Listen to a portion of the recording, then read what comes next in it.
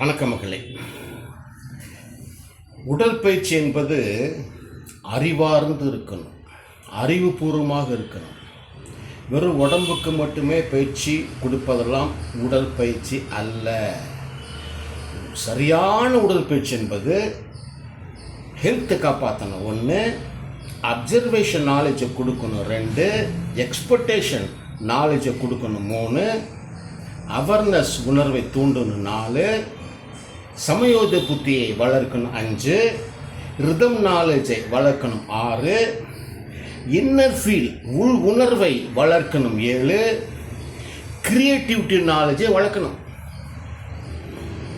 இவ்வளவும் அந்த பயிற்சி இருந்தால்தான் அதுதான் உடற்பயிற்சி. இந்த மாதிரியான உடற்பயிற்சியை சைனா, ஜப்பான், கொரியா மட்டும்தான் பண்ணுது. வேறு எந்த நாடும் அல்ல. எந்த நாடும் இல்லை. அமெரிக்கா, யூகே, ஃப்ரான்ஸு, ஜெர்மன் எந்த வளர்ந்த நாடுகளும் பண்ணலை. ஆனால் உடற்பயிற்சி மட்டும் செய்கிறாங்க. இந்தியாவில் சுத்தமாக கிடையாது. உடற்பயிற்சியை புரிய வைக்கலைங்க. அதை புரிய வைக்க தான் நான் போராடிக்கிட்டு இருக்கிறேன். பார்க்கலாம் எத்தனை நாள் போதுன்னு பார்க்கலாம். இப்போது நான் ஒரு உடற்பயிற்சி செய்கிறேன். எனக்கு வயசு 72 ஆகுது. நான் கொடுக்குற ஃபோர்ஸ், நான் கொடுக்குற அந்த ஃபீல், எனர்ஜி இந்தியாவில் யார்கிட்டையாவது இருக்கான்னு பாருங்க. இந்தியாவில் இன்னும் சொல்லப்போனால் சைனா, ஜப்பான், கொரியாவை தவிர வேறு எந்த நாட்டு மக்கள்கிட்டையும் பாருங்கள் இருக்கான்னு பாருங்க. ஏன்னா அவங்க சரியாக உடற்பயிற்சி பண்ணல.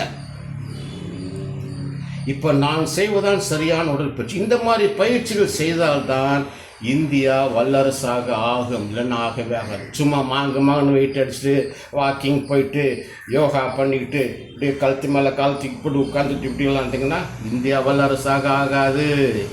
வீரக்கலை பயிற்சி, அறிவார்ந்து பயிற்சி செய்தால்தான் இந்தியா வல்லரசாகும். இல்லைன்னா ஆகவே ஆகாது. இப்படியே இருக்க வேண்டியது தான்.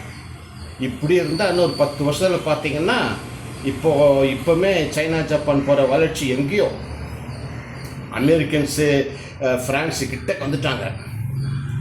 இன்னொரு 10 வருஷம் போச்சுன்னா அமெரிக்காவெல்லாம் தாண்டி எங்கேயோ போயிடுவாங்க. அமெரிக்காவில் கூட சீனா, ஜப்பான் வளர்ச்சி பிடிக்க முடியாது. ஏன்னா அவங்களுக்கு சரியான பயிற்சி போகலை. போனால் தான் பிடிக்க முடியும். இல்லைன்னா அப்படியே இருக்க வேண்டியது. ஆனால் ஃபீல்ட் டெவலப்மெண்ட் பயிற்சி சைனா, ஜப்பான், கொரியா தான் பண்ணுது. வேறு எந்த நாடும் பண்ணல. இந்தியாவில் நான் ஒருத்தன் தெரிஞ்சுக்கிட்டு மக்களுக்கு தெரிய வைக்க போராடுறேன். என்னால் பெரிய லெவலில் போக முடியல. காரணம் டப்பு பைசா. இங்கே எந்த மீடியா கிட்ட போனாலும் காசு கொடுங்க சார், நாங்கள் காசு கொடுத்தா கழுதையை கூட குதிரையாக காட்டணும், இல்லைன்னா குதிரை கூட கழுதை தான், கட்டெரும்பு தான். இங்கே இந்தியாவில் காசு தான் விளையாட்டு. நம்மகிட்ட காசு நியாயமாக சம்பாதிக்கணும்னா இந்தியாவில் கஷ்டமாக இருக்குது, முடிய மாட்டேங்குது. இங்கே நியாயமான ஆட்களுக்கு இந்தியாவில் மரியாதை கிடையாது. ஆனால் என்ன பண்ணுறது, போராடுறேன். பார்க்கலாம், இந்த அளவுக்கு தான் போது பார்க்கலாம். நானும் விடுறதா இல்லை, யாரையுமே விடுறதா இல்லை.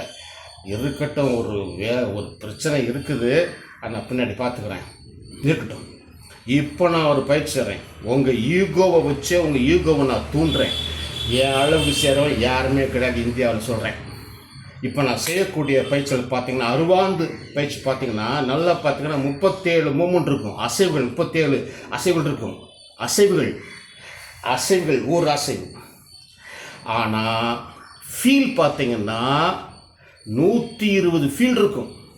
இந்த 120 ஃபீலையும் நான் மைண்டில் வச்சு செய்யணும். இதுதான் நிரந்தரமான பயிற்சி, சாலிடான பயிற்சி. நீங்கள் இப்போ வேணால் 59 வயசு 60 வயசில் வெயிட் அடிச்சுட்டு கிடக்கலாம். ஆனால் 60 தாண்டி 65 70 வெயிட் அடிக்க முடியாது. கை காலெலாம் விழுந்துடும். ஃபீல் இல்லைன்னா போயிடும். மூளைக்கு பயிற்சி கொடுக்கலாம், மூளை சோர்ந்துடும். மூளை சோர்ந்துச்சுன்னா எல்லாமே அவுட்டு, லைஃபே அவுட்டு. மூளை சோர்ந்து போக விடக்கூடாது, சக்தி இழக்க விடக்கூடாது. அதுக்கு வெயிட் லிஃப்டிங்கில், வாக்கிங்கில், யோகாவில் பயிற்சி கிடையாது. வீரக்கலையில் தான் நிறைய பயிற்சி இருக்குது. அதில் பெரிய பயிற்சி எக்கச்சக்கமாக இருக்குது. நூற்றுக்கணக்கான அசைவு கொண்ட பயிற்சிலாம் இருக்குது.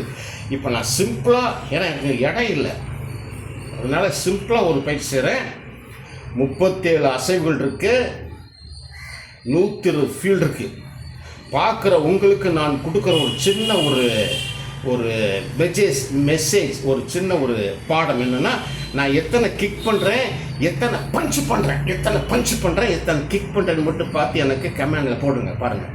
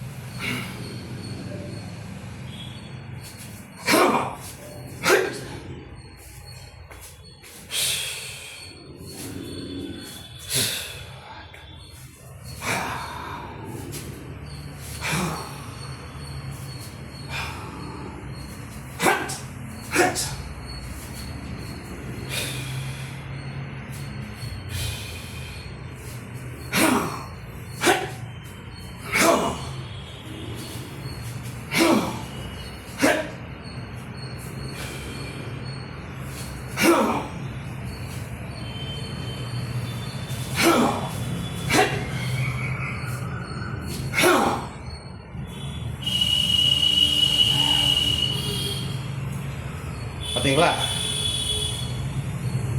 ஸ்டாமினா இருக்கு, மூச்சு வாங்கலை, இவ்வளோ ஃபோர்ஸ் போட்டு பண்ணிடுறேன்.